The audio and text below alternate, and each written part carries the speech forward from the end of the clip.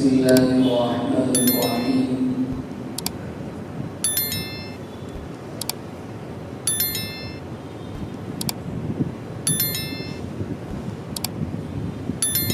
إن الحمد لله نحمده ونستعينه ونستغفره ونؤمن به ونتوكل عليه ونعوذ بالله من شرور أنفسنا ومن سيئات أعمالنا. من يهده الله فلا مضل له ومن يضلله فلا هادي له. ونشهد أن لا إله إلا الله وحده لا شريك له، له الخلق والأمر وهو على كل شيء قدير. ونشهد أن سيدنا وسندنا ومولانا وحبيبنا وشفيعنا محمدا عبده ورسوله صلى الله عليه وعلى آله وأهل بيته وأزواجه وأصحابه وذريته وبارك وسلم تسليما كثيرا كثيرا.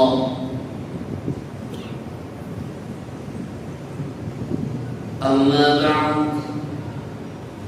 فأعوذ بالله من الشيطان الرجيم. بسم الله الرحمن الرحيم. يا أيها الذين آمنوا إذا تداينتم بدين إلى أجل مسمى فاكتبوه، وليكتب بينكم كاتب بالعدل، ولا يأبى كاتب أن يكتب كما علمه الله فليكتب.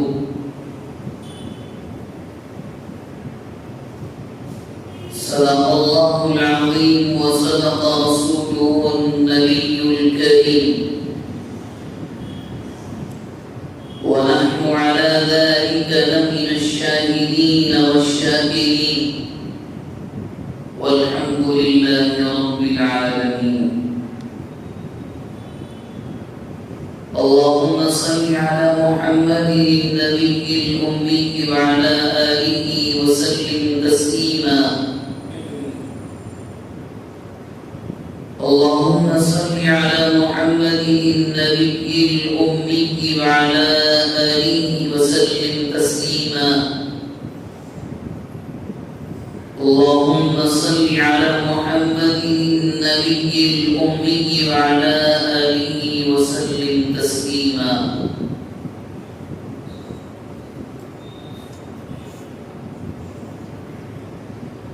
बुजुर्गान मोहतरम,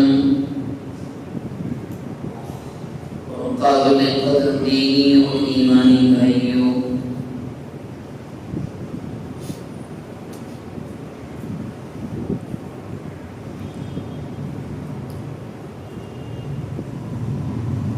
ये तो हम सब जानते हैं और दिल से इसको मानते भी हैं, इकरार भी करते हैं कि मज़हब इस्लाम एक मुकम्मल निज़ाम हयात है।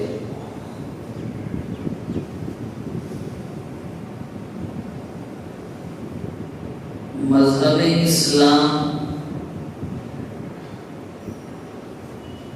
एक ऐसा जिंदगी गुजारने का तरीका है कि जिस तरीके में हर मोड़ की रहनुमाई मौजूद है।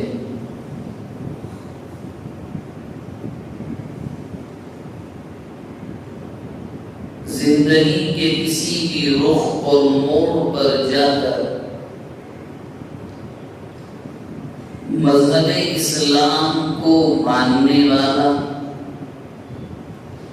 اس کے قوانین کو فالو کرنے والا کبھی بھی دوسرے مذہب کی جانب نہیں دیکھتا،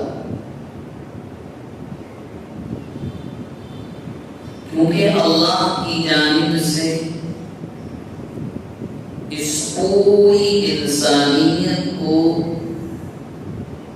ایک ایسا کامل و مکمل زندگی گزارنے کا طریقہ دیا گیا ہے کہ جس میں ذرہ برابر کوئی کمی نہیں۔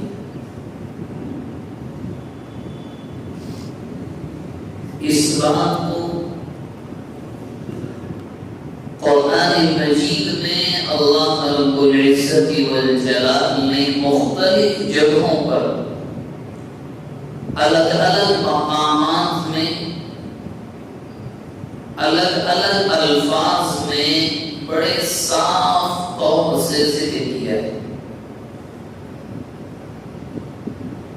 اور نبی اکرم رحمت دو عالم صلی اللہ علیہ وسلم نے اپنے ارشادات مبارکہ میں، جن کو ہم احادیث کہتے ہیں، ان میں سینکڑوں ہزاروں مرتبہ اس بات کو صاف بیان فرمایا ہے کہ مذہب اسلام ایک کامل اور مکمل زندگی گزارنے کا طریقہ ہے۔ جب کوئی چیز مکمل ہوتی ہے تو اس کا مطلب یہ ہوتا ہے کہ اس میں نہ تو کوئی کمی ہے کہ جس کی بنیاد پر کچھ بڑھایا جائے، نہ کوئی زیادتی ہے کہ جس کی بنیاد پر کچھ اس میں کمی کی جائے۔ اور قرآن مجید کی اس آیت کو جب آپ سنیں گے اور موقع ملے تو پڑھیں گے، اسی کو قرآن نے کہا اليوم اکملت لکم دینکم واتممت علیکم نعمتی، کہ ہم نے تمہارے لیے اس دین کو مکمل کر دیا۔ تو مذہب اسلام ایک ایسا نظام حیات ہے کہ جو اپنے متبعین کو، اپنے ماننے والوں کو زندگی کے کسی بھی رخ پر، کسی بھی موڑ اور موقع پر کبھی بھی تنہے تنہا نہیں چھوڑتا۔ بچہ جب کسی گھر میں پیدا ہوتا ہے، اس وقت سے لے کر اس کے بچپنے کی زندگی، اس کی جوانی کی دہلیز پر قدم رکھنے کے ایام، اس کی جوانی کے سال، اس کی آخر عمر کی زندگی، اور اس کے بعد بڑھاپے کی دہلیز پر قدم رکھنا، اور اس کے بعد جو اللہ نے عمر دی تھی اس کو گزار کر جب ایک بندے کو موت آتی ہے، اس وقت تک، یعنی ایک بچے کے ماں کے پیٹ سے پیدا ہونے سے لے کر اس کی زندگی کے تمام مراحل گزرنے کے بعد جب اس کو موت آتی ہے، مرتا ہے، اس کے دونوں انگوٹھوں کو باندھا جاتا ہے، اس وقت کے بعد جب اس کو قبر میں دفن کیا جاتا ہے، تب تک مکمل قوانین، مکمل رہنمائی موجود ہے۔ بچہ جب کسی گھر میں جنم لے، پیدا ہو تو کیا کرنا ہے؟ کوئی بوڑھا انتقال کر جائے، مر جائے تو کیا کرنا ہے؟ کیسے تدفین ہوگی، کیسے کفن پہنایا جائے گا، غم کب تک منانا ہے، غم منانے کی نوعیت اور طریقہ کیا ہے. اگر غم زیادہ بڑا ہے، اگر کوئی جوان موت ہے تو اس کے بھی قوانین بیان کیے گئے کہ غم ہوتا ہے، مگر اسلام کے ماننے والے کبھی بھی اس لائن کو کراس نہیں کرتے، اس حد کو پار نہیں کرتے جو اللہ رب العزت والجلال نے خود اور رحمت عالم صلی اللہ علیہ وسلم کے ذریعے سے تمام ماننے والوں کو سنائی. اس مثال کے ذریعے سے صرف سمجھانا اتنا ہے کہ جس مذہب کے ہم پیروکار ہیں، ماننے والے ہیں، وہ مکمل نظام حیات ہے. اب جب اللہ کی جانب سے ایک زندگی گزارنے کا ایک ایسا طریقہ میرے اور آپ کے پاس موجود ہے کہ جس میں نعوذ باللہ کوئی کمی نہیں، ایک ذرہ بنا کر کوئی کمی نکال نہیں سکتا. 1450 سال کا عرصہ ہونے کے قریب ہے، دنیا کوششیں کرتی رہتی ہے، الزامات لگتے رہتے ہیں، مگر کوئی کمی نہیں نکال سکتا. یہ الگ بات ہے کہ لوگ اپنی ہٹ دھرمی کی بنیاد پر اس مذہب کو مانیں یا نہ مانیں، یہ ان کا اپنا مسئلہ ہے. تو بہرحال ایک مکمل نظام حیات ہمیں اللہ رب العزت والجلال کی جانب سے ملا. اس مکمل نظام حیات میں زندگی کو کیسے گزارنا ہے، زندگی کے مختلف مراحل پر کیسے زندگی کو لے کر چلنا ہے، بڑے ہوں چھوٹے ہوں، جن کے ذمے گھر والوں کی ذمہ داریاں ہیں، وہ مال کیسے کمائیں، کیسے خرچ کریں، ہر ایک چیز کو بیان کیا آج. اور اس کے بعد انشاءاللہ آئندہ جمعہ جو چیز آپ سے ادب کے دائرے میں محبتوں کے انداز میں آپ سے کہنی ہے وہ یہ ہے کہ اسلام نے جہاں عبادات پر توجہ دی ہے، زور دیا ہے، اس کے ساتھ ساتھ مالی معاملات پر بہت زیادہ توجہ دی گئی. اور بالخصوص چونکہ مالی معاملات کا تعلق حقوق العباد سے، ایک بندے یا بندی پر حق دو طرح کے ہوتے ہیں. ایک ہے وہ حقوق جن کا تعلق مالک کائنات سے ہے، اللہ رب العزت والجلال سے ہے، ان کو حقوق اللہ کہا جاتا ہے. ان کے بارے میں مسئلہ یہ ہے کہ مالک کائنات چاہیں تو معاف کر دے، کوئی پوچھنے والا نہیں، اس کو کسی کی ضرورت نہیں. اللہ الصمد، اس کو نعوذ باللہ کسی کے مشورے اور رائے کی ضرورت نہیں ہے. وہ ہمیشہ سے تنہا کائنات کو چلا رہا ہے، کائنات میں رہنے والے انسانوں کو پال رہا ہے. اس پالنے اور پرورشی کی بنیاد پر قرآن مجید میں خود اس نے اس کے لیے تو اپنا تعارف کراتے ہوئے یوں کہا کہ الحمدللہ رب العالمین، تمام تعریفوں کا سزاوار، تمام تعریفوں کا حقدار صرف رب العزت والجلال ہے. تو جن حقوق کا تعلق اللہ سے، وہ چاہے تو معاف کر دے. دوسری جو قسم ہے، دوسری جو کیٹیگری ہے، وہ ہے حقوق العباد. اور حقوق العباد کا مسئلہ نہایت نازک ہے، بہت نازک. اس کے بارے میں صاف ہے، اتنا نازک ہے کہ امام نووی رحمۃ اللہ علیہ نے اپنی کتاب میں توبہ کے شرائط کو ذکر کیا ہے. جب ایک بندہ توبہ کرے تو کیا کیا شرطیں ہیں، وہ کیا کنڈیشنز ہیں کہ جن کو وہ پورا کرے گا تو اللہ کے دربار میں توبہ قبول ہوگی. انہی شرائط میں سے ایک شرط یہ ہے کہ اگر کسی اللہ کے بندے یا بندی سے کوئی غلطی ہوئی اور وہ غلطی ایسی ہے کہ کسی دوسرے مسلمان بھائی یا بہن کا حق مارا گیا ہے، جب تک جس کا حق ڈالا گیا ہے اس سے معافی نہ مانگ لی جائے توبہ قبول نہیں ہوتی۔ امام نووی رحمۃ اللہ علیہ حدیث کے بہت بڑے امام ہیں، بڑے محدثین میں ان کا شمار ہوتا ہے، صاف لکھا ہے جب تک جس بندے کا حق مارا ہے، غیبت کر لی، چوری کر لی، الزام لگا لیا، بہتان تراشی کر لی اور تم اللہ سے توبہ کر رہے ہو، توبہ قبول نہیں ہوگی جب تک اس سے جا کر نہیں کہو گے کہ مجھ سے تمہارے حق کے سلسلے میں یہ کوتاہی ہوئی ہے اور وہ معاف نہ کر دے۔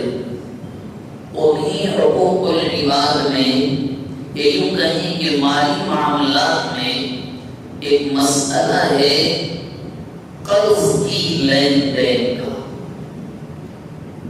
اور یہ مسئلہ ایسا ہے کہ اس میں شاید بڑوں کی یا علماء کی جانب سے ایک بڑی غلطی یہ ہوئی کہ اس کو زیادہ کھول کر بیان نہیں کیا گیا، کبھی بات آئی گئی ہو گئی، ورنہ قرض کا مسئلہ اتنا اہم اور نازک ہے کہ ایک مرتبہ مسجد نبوی میں جنازہ لایا گیا، اللہ کے نبی علیہ الصلوۃ والسلام نے پوچھا، صحابہ نے کہا اللہ کے نبی نماز پڑھا دیں، آپ نے فرمایا کیا اس کے اوپر قرض ہے؟ جواب دیا اللہ کے نبی قرض ہے۔ آپ نے دوسرا سوال کیا، اپنے پیچھے کتنا مال چھوڑا؟ صحابہ نے کہا اللہ کے نبی 3 دینار۔ قرض کتنا ہے؟ قرض کم ہے۔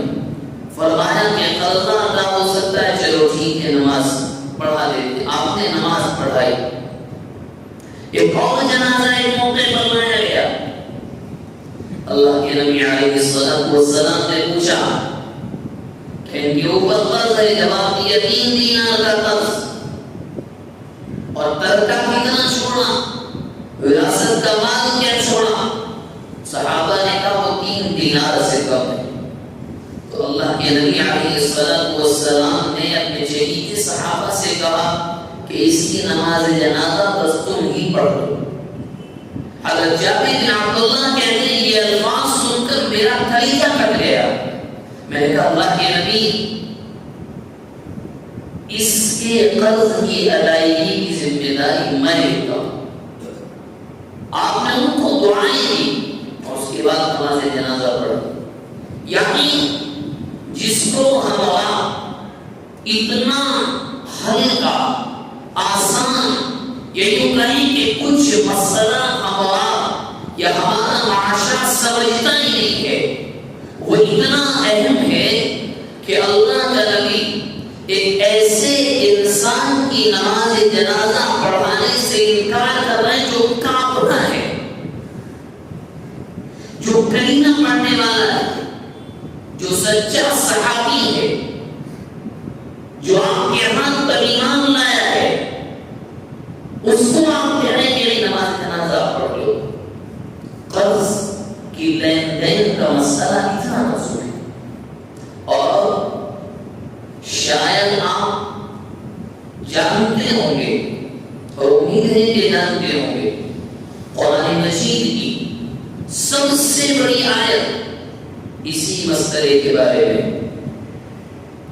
قرآن مجید کا 3 پارہ اور 3 پارے کا 7واں رکوع جو ہے، یہ شاید 6واں رکوع ہو، یا ایھا الذین آمنوا اذا تداینتم بدین الی اجل مسمى فاکتبوہ، پوری آیت اور قرآن کی سب سے بڑی آیت، پوری آیت میں ایک ہی مسئلہ بیان کیا گیا، قرض کیسے لینا ہے، کیسے دینا ہے۔ تو نعوذ باللہ قرآن کی کوئی آیت نعوذ باللہ 1000 بار نعوذ باللہ بیکار تو نہیں ہوتی؟ یا اللہ تعالیٰ کی کتاب کوئی قصوں کی کتاب تو نہیں ہے کہ مزے لینے کے لیے سنا دیا، چلو بازار کی کہانی بھی سنا دیتے، ایسا تو نہیں ہے۔ کوئی تو اہمیت ہوگی، کچھ تو اہمیت ہوگی، کوئی تو بات ہوگی کہ رب العالمین نے پوری سب سے بڑی آیت قرآن کی نازل کی تو قرض کے بارے میں، کیسے لینا ہے کیسے دینا ہے۔ اور ہمارے یہاں اتنا آسان ہے کہ ہمارے شہر میں ایک جملہ، بلکہ مجھے تو اب معلوم ہوا، ایک جملہ چلتا ہے کہ قرض مل رہا ہے تو چوری کی کیا ضرورت۔ آپ یعنی اس موازنے کو، اس کمپیریزن کو دیکھیں کہ کہاں تو مذہب اسلام چوٹی پر اور کہاں ہمارے اخلاق، یعنی کمپیریزن اور موازنہ جو کیا گیا ہے اس کو دیکھیں۔ قرض ایک مجبور انسان کے کوئی کام آتا ہے، اس کی تنگی کے موقع پر، اس کی ضرورت کے موقع پر، اور وہ لینے والا یہ کہہ رہا ہے کہ گویا کے قرض کا لینا چوری کرنا ہے۔ یعنی ہم نے قرض کے لینے اور قرض کے دینے کو کوئی مسئلہ ہی نہیں سمجھا، حالانکہ اللہ کے نبی کا تو معاملہ یہ تھا کہ آپ تو نماز جنازہ نہیں پڑھا کرتے، ہاں صحابہ آپ پڑھ لو میں نہیں پڑھوں گا، احادیث کی کتابیں بھری ہوئی ہیں، قرض کا مسئلہ اتنا نازک۔ ایک جگہ تو اللہ کے نبی نے فرمایا، صحابہ فرماتے ہیں کہ ایک دن مسجد نبوی کے صحن میں آپ بیٹھے ہیں، اچانک آسمان کی جانب دیکھا، دیکھتے رہے اور زبان سے الفاظ نکلے، سبحان اللہ، اللہ کی ذات پاک ہے، کیا سخت اللہ کی جانب سے چیز نازل ہوئی۔ صحابہ کہتے ہیں کہ آپ کی چہرے کی رنگت کو دیکھ کر اور اس ماحول کو دیکھ کر ہم ڈر گئے، کسی نے پوچھا بھی نہیں کہ کیا نازل ہوا۔ 24 گھنٹے گزر گئے، اللہ کے نبی سے اگلے دن پوچھا، اللہ کے نبی کیا نازل ہوا؟ تو اللہ کے نبی نے جو بات ارشاد فرمائی، وہ قرض کے دینے والے اور خاص طور سے جو لے کر ہی سمجھتے ہیں کہ ہمارا تو خاندانی مال ہے، وہ سنیں۔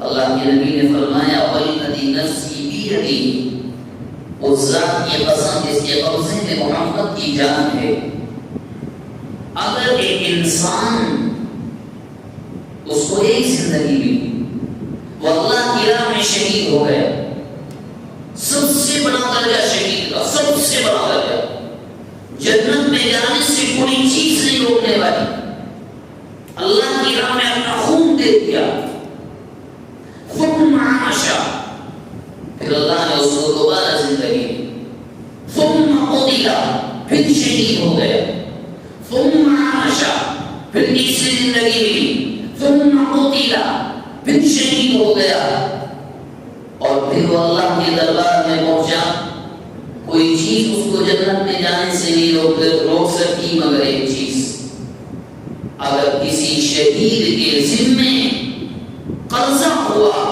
بغیر ادا کیے شہید ہو گیا، جنت میں داخل نہیں ہو سکے۔ یہ کس کے الفاظ ہیں؟ اللہ کے نبی علیہ الصلوۃ والسلام۔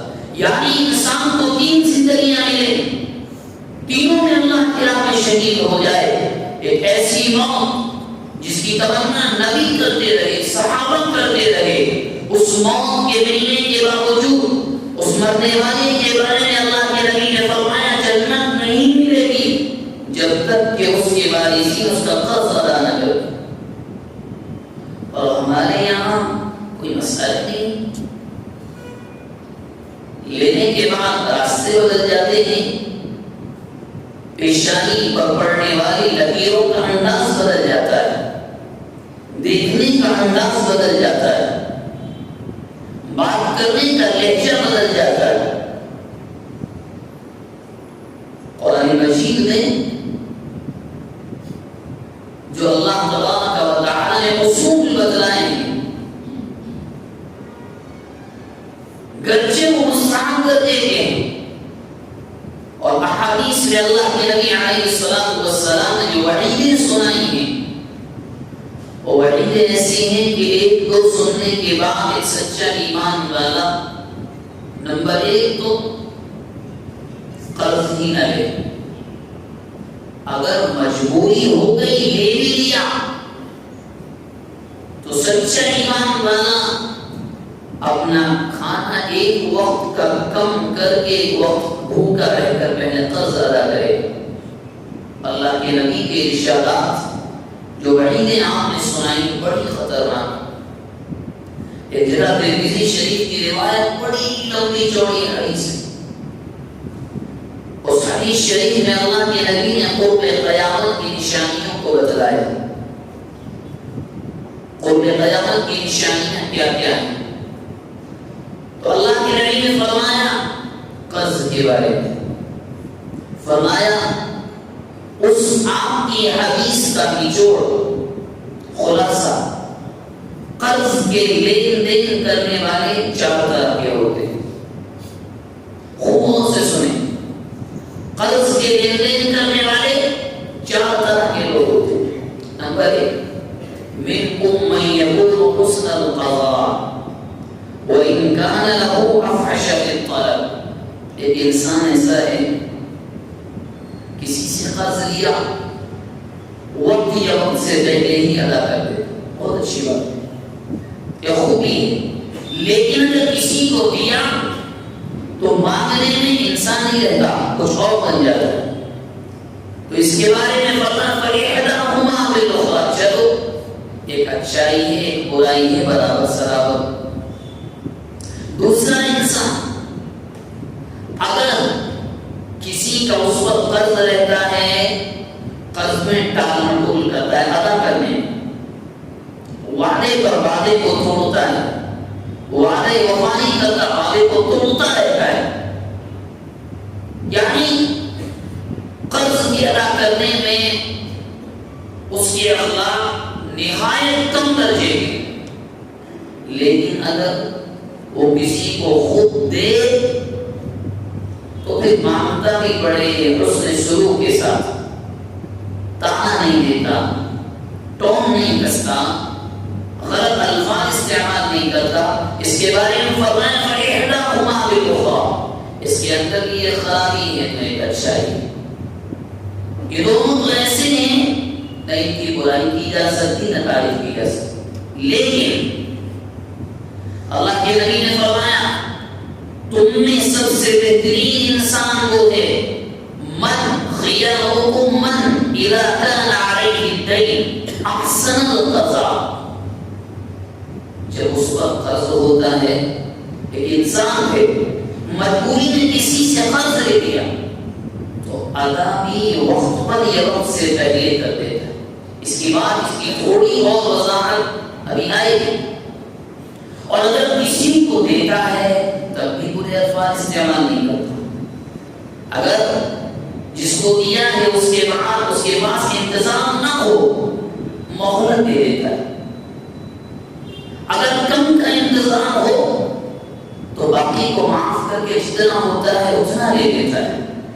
اس کے بارے میں فرمایا یہ تم میں کا سب سے بہترین آدمی. 3 لوگ ہو گئے.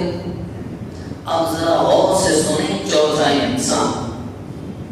فرمایا شرارکم تم میں کا سب سے بدترین. اور یہ بھی یاد رکھیے بیچ میں کہ کہہ کون رہا. اللہ کے نبی فرمایا شرارکم تم میں کا سب سے بدترین رذیل ذلیل انسان وہ ہے اذا کان علیہ الدین. ضرورت پڑی, گھر میں بیماری کا مسئلہ آیا, بزنس میں کچھ اوپر نیچے ہوا, نقصان کا مسئلہ آیا, کسی سے قرض حسنہ کے طور پر لے لیا تو اللہ کے نبی نے فرمایا اس کے پاس انتظام بھی ہے, دے سکتا ہے, ادا کر سکتا ہے. مانگنے والا اس کے پاس آتا ہے گالیاں دیتا ہے. بلکہ قرآن کی زبان میں اگر کہا جائے ہم کہیں بھگ رہے ہیں کیا, ایسے الفاظ استعمال کیے جاتے ہیں. فارم ریسیو نہیں کیا جاتا. اور آگے بڑھ کر آپ سے کہوں عمرے پر عمرے کیے جاتے ہیں, حج پر حج کیے جاتے ہیں, مال دبا کر. حالانکہ ایسا نہیں کہ نہیں دے سکتے, دے سکتے ہیں, دے سکتے. کیوں دے سکتے ہیں؟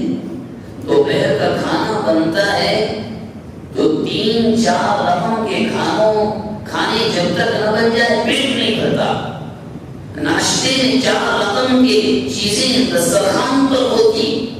شام کے کھانے میں بچہ کا مطالبہ یہ کر دے, فیملی والے یہ کہتے ہیں آج کھانا گھر میں نہیں کھائیں گے, تو اچھے سے اچھے ریسٹورینٹ یا ہوٹل میں وہ اپنی فیملی کو لے کر جاتا ہے. اور اگر قرض مانگنے والا آ جائے بزنس تو چل ہی نہ. اور اگر قرض مانگنے والا ایک جملہ سخت کہہ دے تو پھر تو اللہ رحم کرے جو گالیاں جن جملوں سے نوازا جاتا ہے, بلکہ بعض جگہ تو گھروں سے بھگا دیا جاتا ہے. اللہ کے نبی نے فرمایا یہ مسلم معاشرے کا سب سے بدترین آدمی. کوئی انسان تمہاری ضرورت کے موقع پر کام آیا, اس نے تمہارے ہاتھ میں پیسہ دیا, تم کہیں سے سود نہ لو, تم کہیں سے لون نہ اٹھاؤ, تم حرام سے بچے رہو, اور تم نے یہ کیا. اور یہی انسان جب دوسروں کو قرض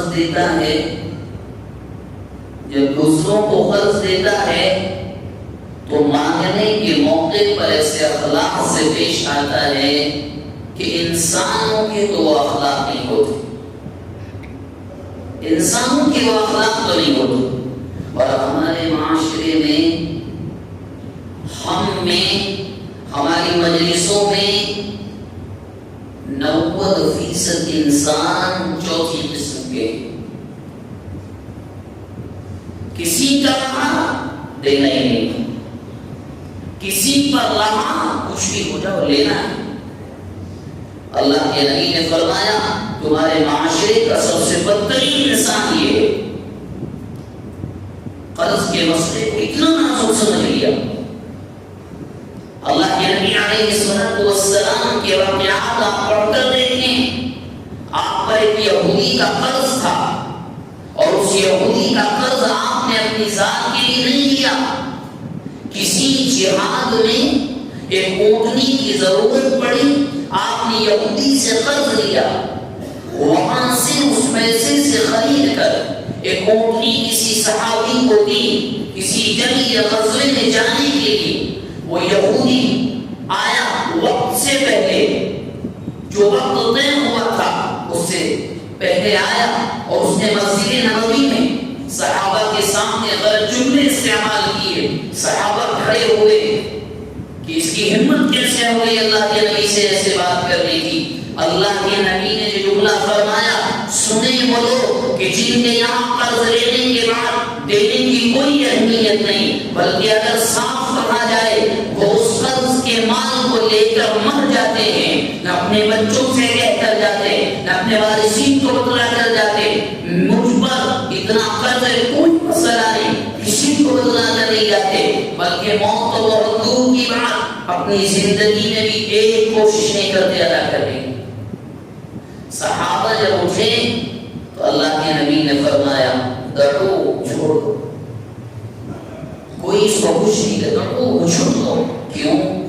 فَإِنَّ لِصَاحِبِ الْحَقِّ مَقَالًا, اس کا مال ہے, وہ ایک تو جملے کہہ دے گا سن لو, وہ تمہاری ضرورت کے موقع پر کام آیا. اور اللہ کے نبی کب کہہ رہے ہیں؟ جب وہ یہودی وقت پر نہیں آیا تھا, وقت سے پہلے آیا. ہمارے معاشرے میں وعدہ کسے کہتے ہیں, وقت کسے کہتے ہیں, ایک ٹائم کسے کہتے ہیں, آپ بھول گئے. آپ اپنے دماغ سے نکال دیں. کسی کو قرض دینے کے بعد, قرض حسن دینے کے بعد بھول جائیے کوئی وعدہ کیا ہے اس نے, کیونکہ ہمارے یہاں یہ ہو رہا ہے. بلکہ انشاءاللہ آئندہ ہفتے قرض لینے کے آداب کیا ہیں, دینے کے آداب کیا ہیں, وہ تمام آئیں گے. مگر میں نے جان بوجھ کر کچھ جھلکیاں آپ کے سامنے پیش کی ہیں. ہمارے معاشرے میں جو میں نے جملہ آپ کو سنایا، ابھی کی چوری کی ضرورت کا جب قرض مل رہا ہے، نمبر ایک تو اس کمپیریزن کو، اس موازنے کو دیکھیں. ایک احسان جو ایک اللہ کا بندہ دوسرے پر کرتا ہے، اس کو ہم اور آپ نے چوری کا نام دے دیا. اور ہمارے شہر میں جو لوگ تجارت کرتے ہیں وہ ہم سے زیادہ بلکہ وہی جانتے ہیں. ہمارے پاس تو 100 میں سے 5% حالات کے واقعات آتے، یہ بڑا چلتا ہے. اور آپ دل پر ہاتھ رکھ کر بتائیے گا، بلکہ آپ خود گواہی دیں گے کہ تقریباً ہمارے معاشرے کا ہر دوسرا انسان یہ کر رہا ہے.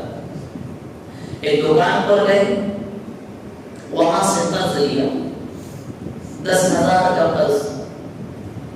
انہوں نے ایک ٹائم دیے، دوبارہ لینے کے لیے گئے تو انہوں نے کہا کہ پچھلا کلیئر کر دیں، آگے کا دے دیا جائے گا. انہوں نے منع کر دیا کہ پہلے اس کا حساب برابر کریں، پچھلا چکتا کریں.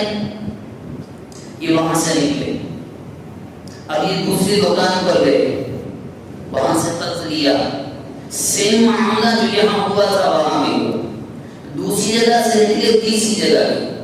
ہمارے معاشرے میں آپ یقین کریں ہر دوسرا تیسرا انسان ایسا ہے جو پوری سوسائٹی کے ساتھ یہی کر رہا ہے، یہی کر رہا ہے. آپ یقین نہیں کریں گے، کچھ سال پہلے ہمارے شہر میں ایک محلے کا میں نام بھی نہیں لیتا، وہاں کا سروے کیا گیا. وہاں کی جو بلڈنگ بنی وہاں کا سروے کیا گیا. وہ اماؤنٹ جہاں سے ہمیں بھی معلومات ملی وہ امانت ہے. آپ یقین نہیں کریں گے جو وہاں عمارتیں بنی ہیں اس میں سے 30% نقد پیسہ لگا، 70% وہ ادھار ہے. اور وہ ادھار اتنا ہے کہ ہمارے شہر کا ایک بڑا محلہ اس اماؤنٹ سے خریدا جا سکتا ہے. یہ عادت ہے ہماری، قرضے پر قرضہ، قرضے پر کچھ نہیں. اور ہمارے یہاں آئندہ ہفتے انشاءاللہ ایک لفظ چلتا ہے سیٹلمنٹ. اس کی بھی پوری تشریح آپ کے سامنے انشاءاللہ کروں گا. سیٹلمنٹ اتنے میں کر لو، کیوں کر لیں؟ کس بنیاد پر؟ کسی سامنے والے نے خون پسینے کی کمائی کما کر تمہاری چھوٹی میں ڈالی، تمہاری ضرورت کے موقع پر وہ 40 سے 50,000 میں سیٹلمنٹ کیوں؟ کس بنیاد پر؟ مت آتے لیتے، یہ بلانے گئے تھے آپ کو دینے کے لیے، خیرات تو نہیں مٹ رہی تھی، صدقہ تو تقسیم نہیں کیا جا رہا. نہیں، سیٹلمنٹ کر لو. کیوں کر لیں؟ اور میری بات کا اگر کسی کو برا لگے، اس میں بڑے گناہگار وہ ہیں جو بیچ میں آ کر سیٹلمنٹ کراتے. ان بیچ میں آنے والوں نے عادتیں خراب کر دی ہیں، مسلم سوسائٹی کو دھمک لگا دی گئی، اخلاق نام کی کوئی چیز نہیں بچی. کس نے کہا تھا قرض لینے کے لیے؟ جب 20,000 کی شادی میں شادی ہو سکتی تھی، کیوں گئے آپ 1 لاکھ پر؟ جب 10,000 میں نکاح ہو سکتا تھا، کیوں گئے آپ 50,000 پر؟ جب مسجد میں نکاح کر کے آپ مختصر میں ختم کر سکتے تھے، کیوں آپ نے اتنا بڑا ہو دسترخوان پھیلایا؟ کسی نے کہا تھا اگر دنیا کے لوگ کہتے ہیں لوگ کہاں دیتے رہیں. اور آج ہماری بات کو آپ لکھیے گا، آپ دعوت کریں، شہر کی سب سے بڑی دعوت، اور یہ حقیقت ہے. ہر کھانا اس کے اندر رکھیں. رب کعبہ کی قسم، وہاں سے نکلنے والے سے کوئی آدمی جا کر پوچھے یہ انسان اتنا ناشکرا ہے، سب سے شاندار دعوت میں بھی کوئی نہ کوئی کمی نکالے گا.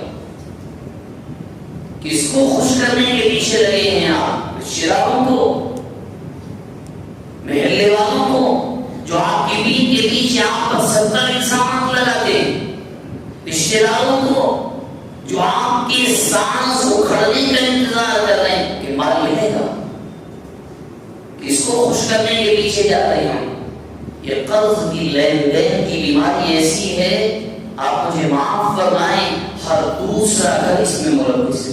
لینا دینا برا نہیں ہے، یہ نہ سمجھ لیں، لینا دینا برا نہیں ہے، ہرگز برا. اللہ کے نبی نے دیا اور دیا ہے، لیکن لینے کے بعد ختم، دینے کی نیت کی نہ ہو. یاد رکھیے اللہ کے نبی نے تو صاف فرمایا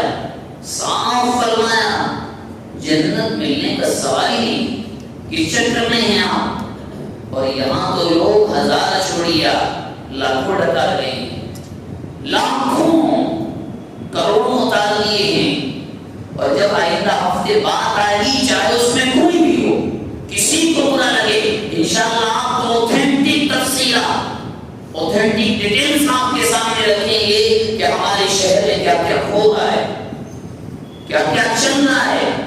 چاہے اس میں تنظیمیں ہوں، مسجد کی منتظمہ کمیٹیاں ہوں، کوئی خاص ادارے ہوں، اوقاف کی جائیداد کا مسئلہ ہو. یہ جو لین دین کو ہم نے آسان بنا لیا ہے، مذاق سماج بنا کر رکھ دیا گیا ہے.